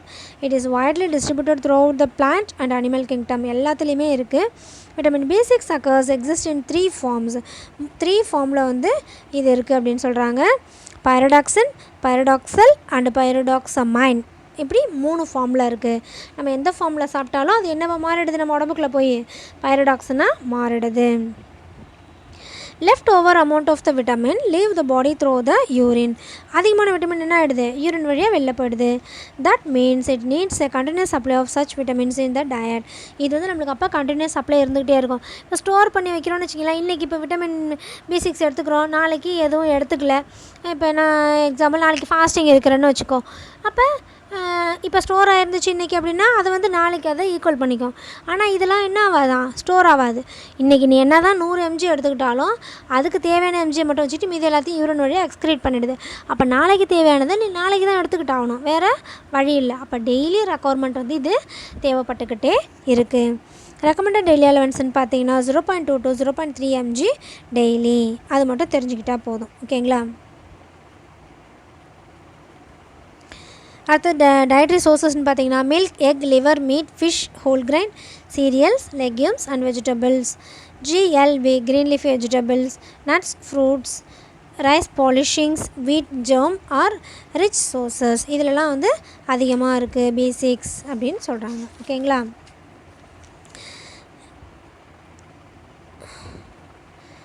இதோட ஃபங்க்ஷன்ஸ் அப்படின்னு பார்த்தீங்கன்னா it play an important role in the protein metabolism. இதுவும் protein metabolism, fat metabolism, carbohydrate மெட்டபாலிசத்துக்கு ஹெல்ப்ஃபுல்லாக இருக்குது. Haemoglobin synthesis and integrity of central nervous system. Haemoglobin உருவாகிறதுக்கும் இது ஹெல்ப்ஃபுல்லாக இருக்குது. In metabolism it helps in synthesis of non essential amino acid and conversion of tryptophan to niacin and helps in proper functioning of blood and central nervous system. வேறு எதுக்கெல்லாம் இது help பண்ணுது extra? நான் essential amino acids and conversion of tryptophan to niacin. niacin அதாவது ட்ரிப்டோஃபன்னா நம்ம எடுத்துக்கிறத நியாசினாக convert பண்ணுறதுக்கு இது ஹெல்ப்ஃபுல்லாக இருக்குது. அடுத்தது ப்ராப்பர் ஃபங்க்ஷன், பிளட்டும் சென்ட்ரல் நர்வஸ் சிஸ்டமும் ப்ராப்பராக ஃபங்க்ஷன் ஆகணும் அப்படின்னா இந்த பைரிடாக்சின் வந்து ரொம்ப இம்பார்ட்டண்ட்டாக இருக்குது. Pyridoxal acts as a coenzyme in the metabolism of amino acid. Amino acid metabolism ஆகிறதுக்கு இந்த பைரிடாக்சல் வந்து ஹெல்ப்ஃபுல்லாக இருக்குது. B6 is essential for maintaining the nerves in normal condition. Nerves எல்லாமே நார்மலாக இருக்கணும் அப்படின்னா அதுக்கு வந்து இந்த B6 வந்து ரொம்ப ஹெல்ப்ஃபுல்லாக இருக்குது. அடுத்து make antibodies. Antibodies are needed to fight many disease. Antibodies வந்து மேக் பண்ணுறது உருவாக்குறதுலையும் மெயின்டைன் நார்மல் நர்வ் ஃபங்க்ஷன் நடத்துறதுலையும் ஹீமோக்ளோபின் உருவாக்குறதுல ஹீமோக்ளோபின் கேரி ஆக்சிஜன் இந்த ரெட் பிளட் செல்ஸ் இந்த டிஷ்யூ ஹீமோக்ளோபின் உருவாக்குறதுலேயும் இது ரொம்ப முக்கிய பங்கு வகிக்குது. சரிங்களா. டைஜஷன் அண்ட் அப்சர்ப்ஷன் பார்த்தீங்கன்னா for absorption the phosphorylated forms need to be dephosphorylated. ஓகேங்களா. அது வந்து பாஸ்போரிலேட்டட் ஃபார்மில் எடுத்துக்கிட்டாலும் அதை டீபாஸ்போரிலேட்டடாக மாற்றிக்குது. AP alkaline phosphatase found at the brush border of the intestine release the phosphate yielding either pyridoxine, pyridoxal, pyridoxamine எதை வேணாலும் மாறிக்குது. சரிங்களா. Absorption of about 70 to 80% of consumed B6 எங்கே நடக்குதா? பாசிவ் டிஃப்யூஷன் இந்த ஜிஜினம் அண்டர்லைன் பண்ணி வச்சுக்கோ.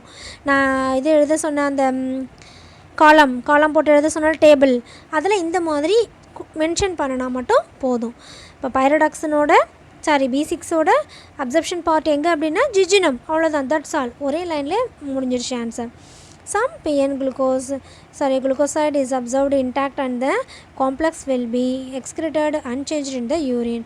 Change ஆகாமலே யூரின் வழியாக எக்ஸ்கிரேட் ஆகிடுது. In enterocytes they are rephosphorylated and most is converted to pyridoxal phosphate PLP. இதெல்லாம் வந்து மாறுறது ஒன்று இன்னொன்றா மாறுதில்ல. எப்படி மாறி நம்மளுக்கு டைஜஷன் ஆகுது, அப்சர்ப்ஷன் ஆகுதுங்கிறது தான் அது. ஸ்டோரேஜ் அப்படின்னு பார்த்தீங்கன்னா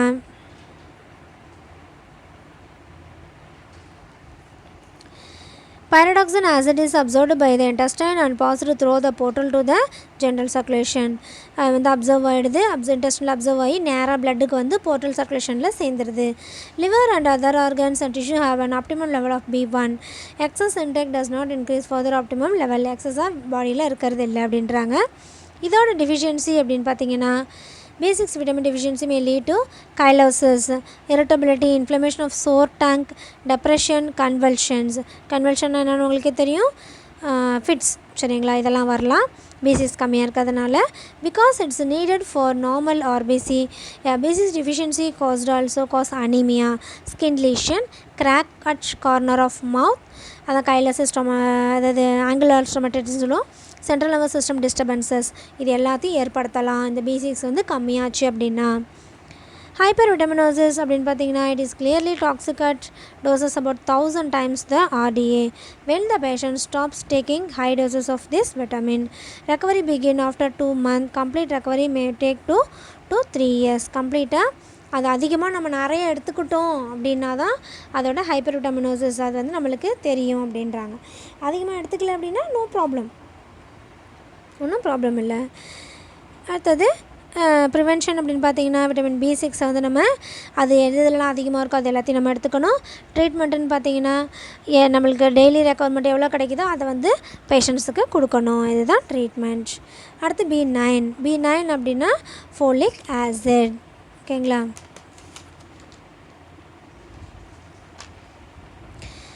ஃபோலிக் என்ன மேம் நடத்திட்டே போகிறீங்க, இது ஸ்டாப் பண்ண மாட்டீங்களான்னு கேட்காதீங்க. நான் ஏற்கனவே சொல்லியிருக்கேன், விட்டமின் B காம்ப்ளெக்ஸ் அப்படின்னா அதோடைய குரூப் எல்லாத்தையுமே நம்ம டிஃப்ரென்ஷியேட் பண்ணி ஒட்டு மொத்தமாக படித்து வச்சுக்கணும்.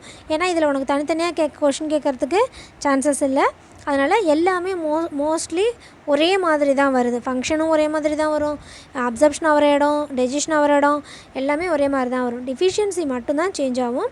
அதை மட்டும் நீ சேஞ்ச் பண்ணி படிச்சுக்கோ, சரிங்களா? அது மாதிரி அதர் நேம் ஒவ்வொரு பி காம்ப்ளெக்ஸ்க்கும் பி இதுக்கும் விட்டமின் பிக்கும் ஒரு அதர் நேம் இருக்கும், அதை மட்டும் படிச்சுக்கோங்க. அதனால் பி காம்ப்ளெக்ஸ் ஃபுல்லாக முடிச்சிடலாம். இதில் B9 அப்படின்னா folic acid. Folic acid is also known as folate. அதை நம்ம என்ன சொல்லுவோம்? ஃபோலேட்னு சொல்லுவோம். Is important for the production and maintenance of new cell. இது வந்து ஒரு செல்லை வந்து உருவாக்குறதுக்கும் அதை பாதுகாக்கிறதுக்கும் முக்கிய பங்கு வகிக்குது. It is especially necessary during both pregnancy and infancy when cells growth is extremely rapid.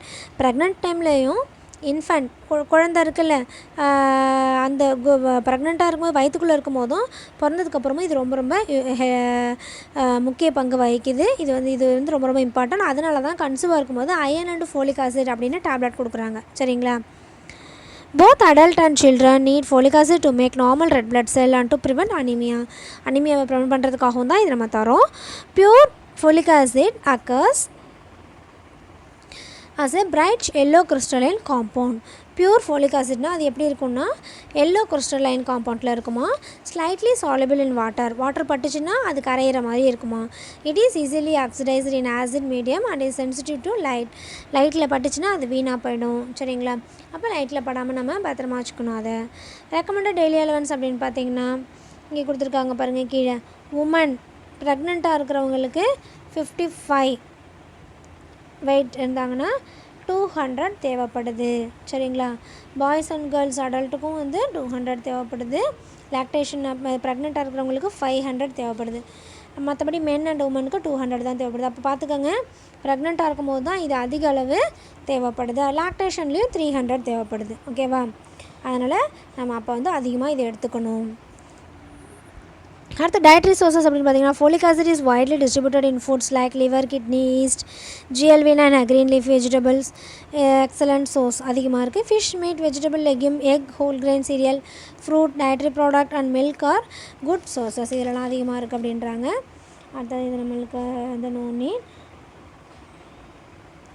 இதில் பார்த்தீங்கன்னா ஃபங்க்ஷன் பார்த்தீங்கன்னா it helps in metabolism of some amino acids, maturation of RBC and synthesis of purines which are necessary for RNA and DNA. RNA ribonucleic acid, deoxyribonucleic acid அது வந்து உருவாகிறதுக்கு ரொம்ப ஹெல்ப்ஃபுல்லாக இருக்குது. Folic acid plays a role in the synthesis of the nucleic acid and protein. The protein synthesis ஆகிறதுக்கும் இது ஹெல்ப்ஃபுல்லாக இருக்குது. It is also needed for the normal development of blood cells in the bone marrow. bone marrowவில் தான் normal blood cell, red blood cell வந்து formation ஆகுதுங்கிறது நம்மளுக்கு தெரியும். அதுக்கு வந்து இது ரொம்ப ஹெல்ப்ஃபுல்லாக இருக்குது. The formation of heme, the pigmented iron carrying component of the hemoglobin in RBC. ஹீமை ஃபார்மேஷன் பண்ணுறதுக்கு இது யூஸ்ஃபுல்லாக இருக்குது. அந்த ஹீம் தான் நம்மள உடம்புக்கு வந்து ஆக்சிஜனை, நம்ம உடம்புல உள்ள எல்லா செல்லுக்குமே ஆக்சிஜனை வந்து கொண்டுட்டு போகுது. Essential for efficient neural tube development during pregnancy. ப்ரெக்னெண்ட்டாக இருக்கும் போது வயிற்றில் உள்ள குழந்தையோட நியூரல் டியூப், அதாவது என்ன சொல்கிறது, அது நீ இப்போ ஸ்பைனல் கார்ட், அது அப்புறம் ஒவ்வொரு ஸ்பைனல் கார்ட்லேருந்து நர்வ்ஸ் போதில்ல, அது பிரெயின்லேருந்து கீழே வரக்கூடிய ஸ்பைனல் கார்ட், அதுலேருந்து அது வரக்கூடிய அந்த நர்வ்ஸ் எல்லாத்துக்குமே வந்து இது ரொம்ப ஹெல்ப்ஃபுல்லாக இருக்குது. அதனால் கண்டிப்பாக ப்ரெக்னெண்ட்டாக இருக்கும்போது ஃபோலிக் ஆசிட் வந்து நம்ம எடுத்துக்கணும், சரிங்களா? ஃபோலிக் ஆசிட் நம்ம எடுத்துக்கல அப்படின்னா பேபிக்கு வந்து நர்வ் ப்ராப்ளம்ஸ் பிறந்ததுக்கப்புறம் ஏதாவது வரலாம். Vital for synthesis of deoxyribonucleic acid in the nuclei of the cell. ஒரு செல்லுலேயும் டிஎன்ஏவை சிந்தசிஸ் பண்ணுறதுக்கு இது முக்கிய பங்கு வகிக்குது.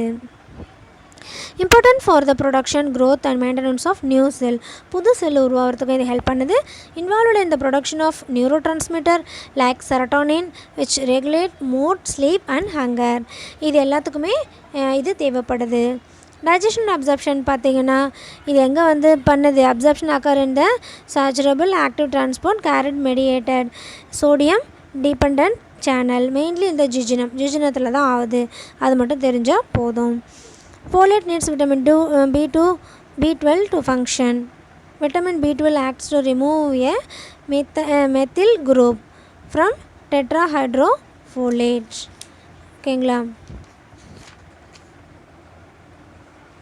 இது வந்து B12 ஃபங்க்ஷனுக்கும் இந்த ஃபோலேட் வந்து ஃபோலிக் ஆசிட் வந்து யூஸ்ஃபுல்லாக இருக்குது அப்படின்றாங்க. சரியா?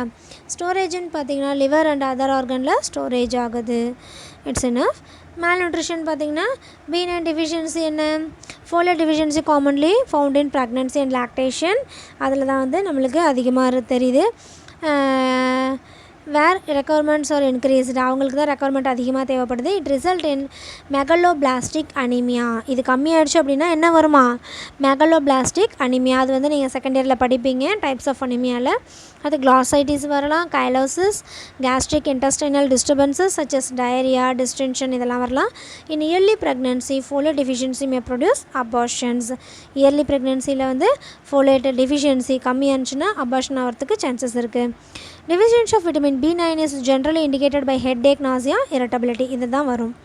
அதர் சைன்ஸ் ஆஃப் ஃபெட்டிக் ஏன்னா முகப்பரு வருதில் அது பேர் தான் நம்ம ஏன்னு சொல்லுவோம். ACNE. Sore tongue and cracks at the corner of the mouth இதெல்லாம் வரலாம். மூட் டிசார்டர்ஸ் வரலாம், அண்ட் டெப்ரெஷன் வரலாம்.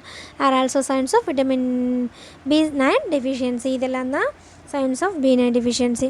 ஹைப்பர் விட்டமினோசிஸ்ன்னு பார்த்திங்கன்னா ஃபீவர் இருக்கும், அதிகமாக ஆயிடுச்சு B9 அப்படின்னா எச்சிங் இருக்கும், வீசிங் இருக்கும், மென்டல் சேஞ்சஸ் இருக்கும், ஷார்ட்னஸ் ஆஃப் பிரெத் இருக்கும், ஸ்கின் ரேஷஸ் இருக்கும், ஸ்லீப் டிஸ்டர்பன்சஸ் இருக்கும். சரிங்களா? இதெல்லாம் தான் அதிகமாகிடுச்சுன்னா ஹைப்பர் விட்டமினோசிஸில் வரக்கூடியது. ப்ரிவென்ஷன் பார்த்திங்கன்னா இந்த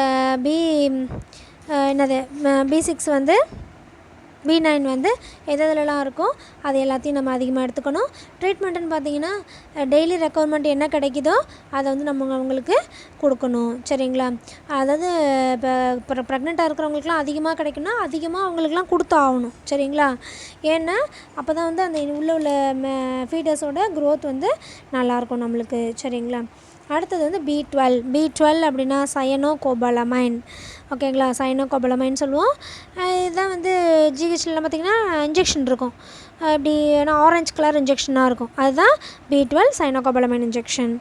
B12 is a water soluble vitamin. It is necessary for the normal functioning of the brain and nervous system and for the formation of blood. இதுவும் அதே தான். எல்லா விட்டமின் பியும் என்ன பண்ணுது? நர்வஸ் சிஸ்டத்துக்கு ஹெல்ப்ஃபுல்லாக இருக்குது. அப்புறம் பிளட் ஃபார்மேஷன், பிளட் செல்ஸ் இருக்குல்ல, அது ஃபார்மேஷன் ஆகிறதுல இம்பார்ட்டண்ட் ரோலாக இருக்குது. It is normally involved in the metabolism of every cell of the human body, especially affecting DNA. After the body uses these vitamins, leftover amount leave the body through the urine. இந்த மாதிரி vitamins எல்லாத்தையுமே பாடி use பண்ணிக்கிட்டு மிச்சம் உள்ளது எல்லாத்தையும் urine வழியாக அனுப்பிடுது. அப்போ டெய்லியும் நம்ம வந்து அதை சாப்பிட்டுட்டே இருந்தால் தான் நம்மளுக்கு டெய்லி ரெக்குவயர்மெண்ட்ஸ் வந்து கிடச்சிக்கிட்டே இருக்கும். The body can store vitamin B12 for years in the liver. லிவரில் வந்து B12 வந்து இது நிறைய ஸ்டோர் பண்ணி வச்சுக்குதான். சரிங்களா? அப்போ விட்டமின் B12 வந்து நம்ம ஒரு நாள் சாப்பிட்டா ஒரு வாரத்துக்கு கூட ஸ்டோர் ஆகி வச்சுக்கும். இயர்ஸ் கணக்கில் ஸ்டோர் பண்ணி வச்சுக்குதுன்றாங்க. ரெக்கமெண்டட் டெய்லி அலவன்ஸ்னு பார்த்தீங்கன்னா 2 to 2 mg per daily. அது மட்டும்தான் அடல்ட்டுக்கு. ப்ரெக்னெண்ட்டாக இருக்கிறவங்களுக்கு 2 mg, லாக்டேட்டிங் மதருக்கு 2.5 mg டெய்லி. It's enough. அடுத்தது டயட்ரி சோர்சஸ்ன்னு பார்த்தீங்கன்னா milk, egg, cheese, meat, fish, liver, poultry and foods of animal origin எல்லாத்துலேயுமே அதிகமாக இருக்குது. Plant food contain no vitamin B12. Plant ஃபுட்டில் விட்டமின் B12 இல்லை. About 2 mg are stored in liver and another 2 mg were stored in the body. 2 mg லிவரில் store ஆகுது, மீதி 2 mg பாடியில் எங்கே வேணாலும் ஸ்டோர் ஆகிக்கும்.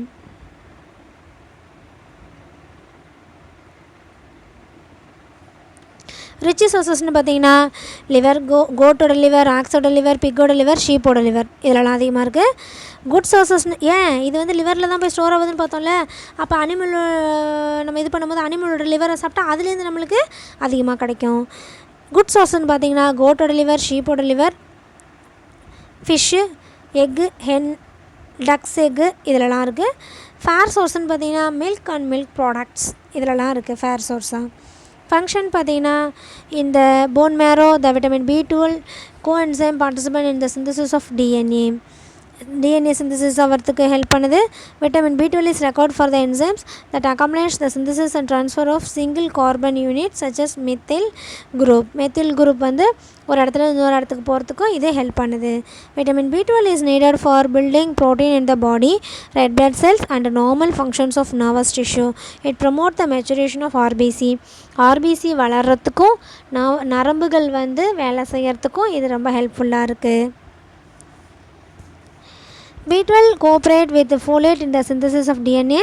So deficiency of vitamin B12 leads to megaloblastosis.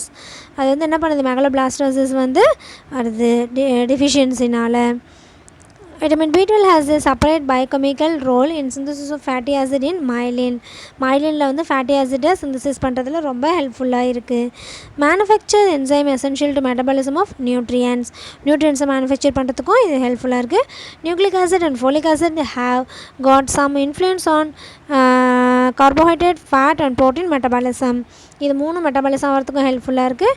It helps in proper functioning of cells of bone marrow essential for RBC and maturation. Bone மேரோவில் உள்ள cell வந்து ஃபங்க்ஷன் பண்ணுறதுக்கும் ஆர்பிசி மெச்சூர் ஆகிறதுக்கும் ஹெல்ப்ஃபுல்லாக இருக்குது. It is important for function of all body cells which include gastrointestinal and nervous system. It helps in formation of purine and thus RNA and DNA. It is essential for synthesis of DNA. ஏற்கனவே பார்த்தாச்சு DNA synthesis ஆகிறதுல ஹெல்ப்ஃபுல்லாக இருக்குன்னு. அவ்வளோதான். Digestion and absorption பார்த்தீங்கன்னா ஸ்டொமக்கில், பேன்க்ரியாஸில் and terminal இலியத்தில் வந்து என்னது absorption ஆகுது. அப்புறம் ஸ்டொமக்கில் with acid environment and the enzyme pepsin மூலயமா இது டைஜஷன் ஆகுது.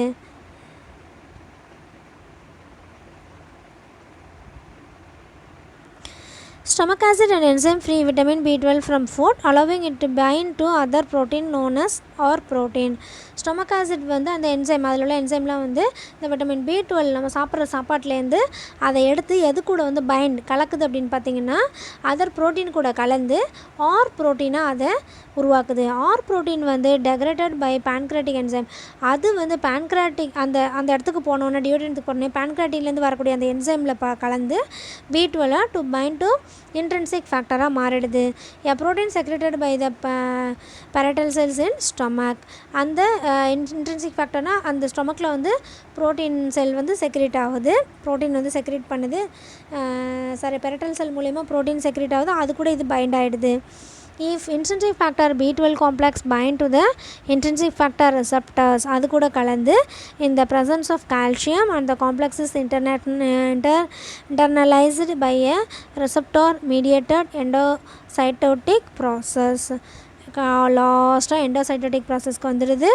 The intrinsic factor is degraded and the B12 is released once inside of the cell. அங்கே ஸ்மால் இன்டெஸ்டைனுக்கு வந்தோடனே அந்த செல்லில் வந்து இது போயிடுது. பைண்ட் ஆகி நம்ம கெமிக்கல் ஃபார்ம் படிச்சிருப்போம்ல கெமிஸ்ட்ரியிலலாம், பைண்டிங் லாஸ்ட்டாக போய் அது ரிலீஸ் ஆகுது. அதுதான் இது. ஸ்டோரேஜ் அப்படின்னு பார்த்தீங்கன்னா stored in the body between 2 and 5 milligrams in adult. எவ்வளோ ஸ்டோர் ஆகுது பாடியில்? 2 to 5 milligram ஸ்டோர் ஆகுது.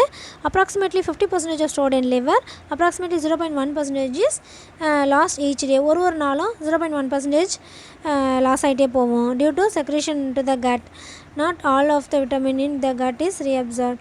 எல்லா விட்டமினையுமே கட் வந்து இன்டெஸ்டைன் வந்து ரீஅப்சர்வ் பண்ணாது. சரிங்களா? இதனால் என்ன டெஃபிஷியன்சி வருது அப்படின்னு பார்த்தீங்கன்னா pernicious anaemia.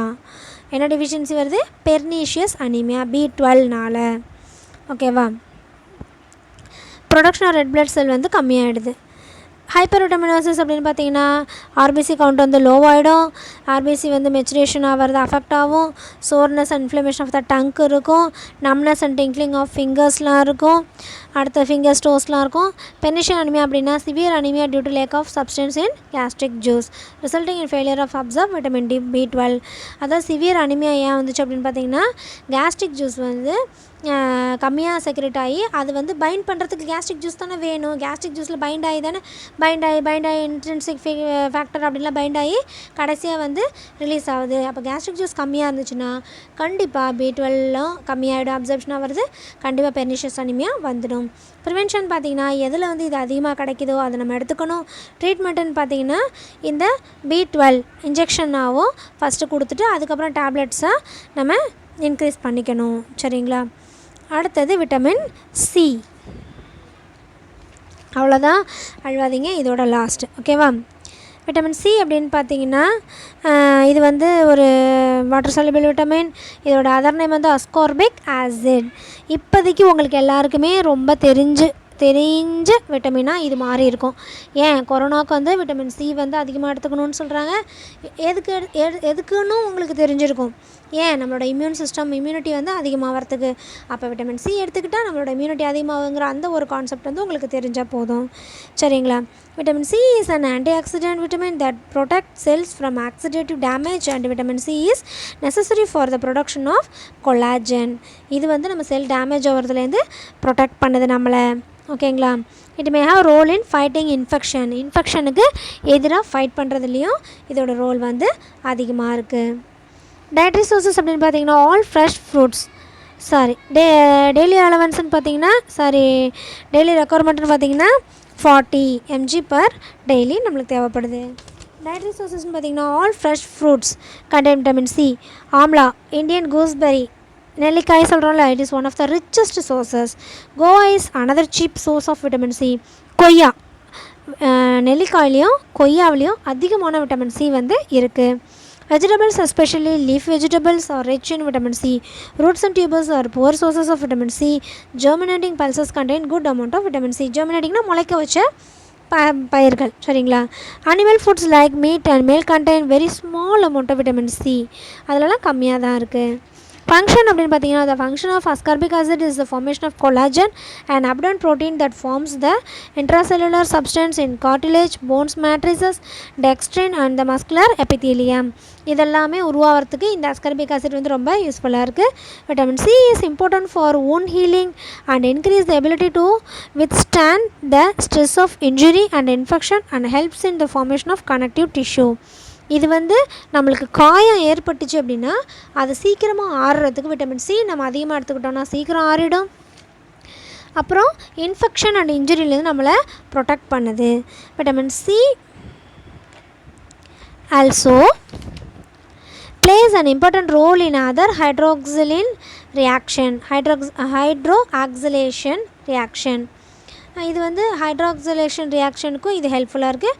Conversion of tryptophan to serotonin, an important neurotransmitter and vasoconstrictor, and formation of norepinephrine from tyrosine involve hydroxylation reactions which require vitamin C. வேறு எதுக்கெலாம் இது ஹெல்ப்ஃபுல்லாக இருக்குது? ட்ரிப்டோஃபன்லேருந்து செரோட்டோனினாக மாறுறதுக்கும், அப்புறம் நியூரோ டிரான்ஸ்மிட்டர் ஒரு நரம்புலேருந்து இன்னொரு நரம்புக்கு அந்த இம்பல்சஸ் பாஸ் ஆகிறதுக்கும், வேசோ கன்ஸ்ட்ரக்டர் பிளட் வெசல்ஸ்லாம் கன்ஸ்ட்ரக்ஷன் சுருங்கிறதுக்கும், அடுத்து நாரெஃபினப்ரின் உருவாகிறதுக்கும் இது வந்து ரொம்ப ஹெல்ப்ஃபுல்லாக இருக்குது. Conversion of cholesterol to bile acid, cholesterol வந்து கன்வர்ஷன் ஆகி பைல் ஆசிட்டாக மாறுறதுக்கும் இது ஹெல்ப்ஃபுல்லாக இருக்குது.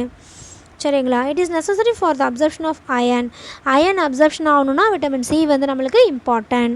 Vitamin C enhances iron absorption by reducing ferric iron to ferrous iron across the intestinal mucosa.